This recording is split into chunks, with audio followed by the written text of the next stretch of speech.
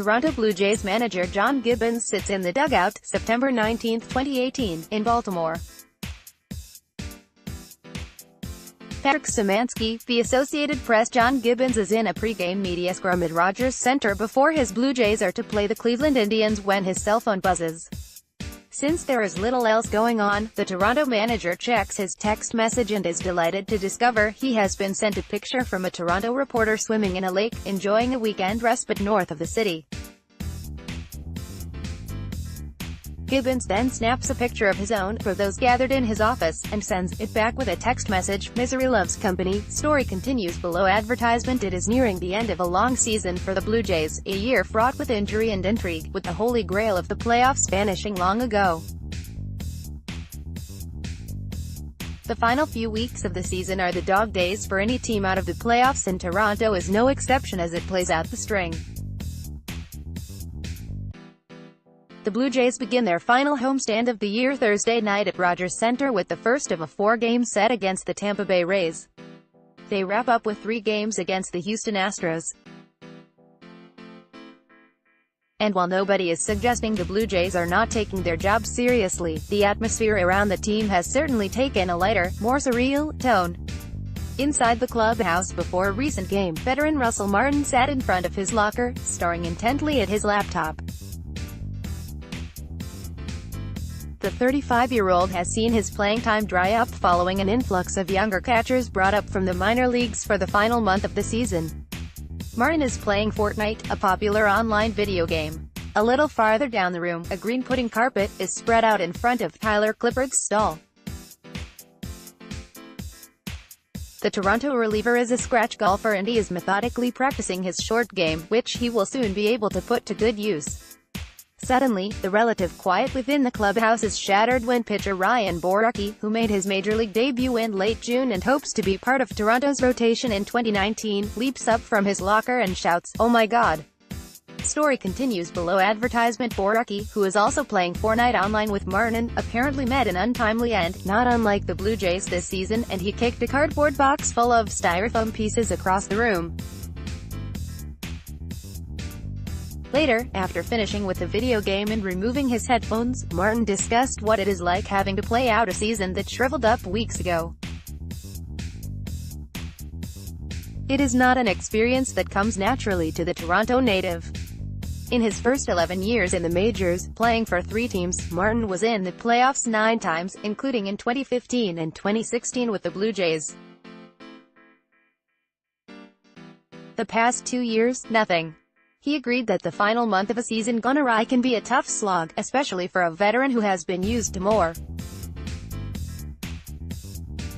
"You just got to try to look at the bright side," Martin said.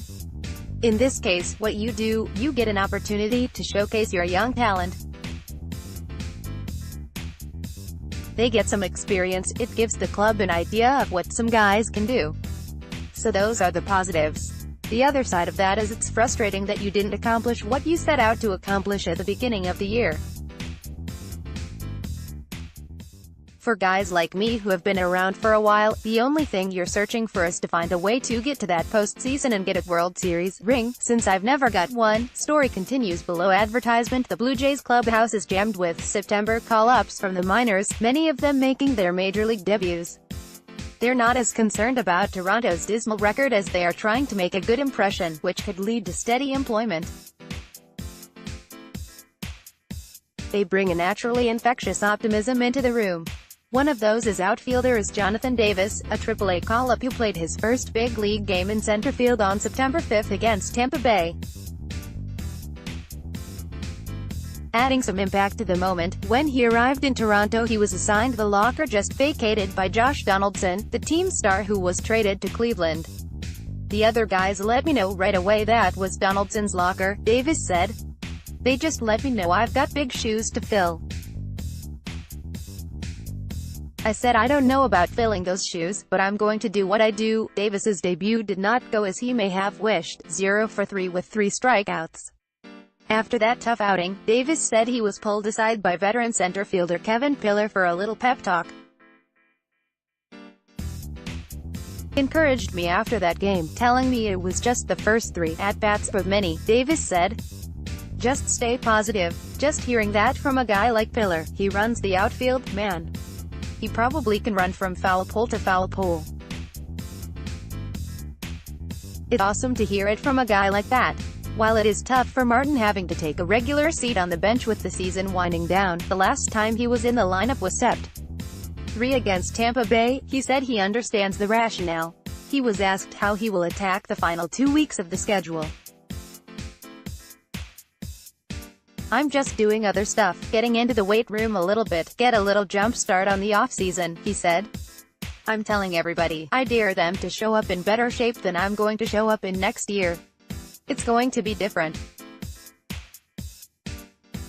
I don't think the expectations next year are going to be the same for us. At least for a short period of time. But that can be a good thing. You can use that as motivation, and it would be great to kind of surprise some people next year and put a really good season together. There were a few pleasant surprises this season and, in fact, a lot of the same old. Earlier this month, Gibbons attended the post-game news conference after his squad fell 4-0 to the Rays in another lackluster effort. It was Toronto's 76th loss, and really, what more could reporters ask the manager about how bad his team was? Still, Gibbons feigned indifference when he was asked only 2 questions. Fine, the manager said. I'm giving you guys tomorrow night off. True to his word, Gibbons skipped the post-game presser the next day, and who could blame him? Consider that from the start of the season in late March through to the end of September, Gibbons met with reporters in his office before each game and then repeated the process on the field for the assembled television cameras. He is given Sundays off from this routine. After each game he is also required to speak about what transpired. It is no wonder that often the pre-game sessions with reporters in his office, usually a relaxed, jocular affair, routinely veered to another of Gibbons's favorite topics, U.S.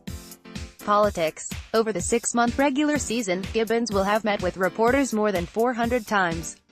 And that does not include his countless one-on-one interviews.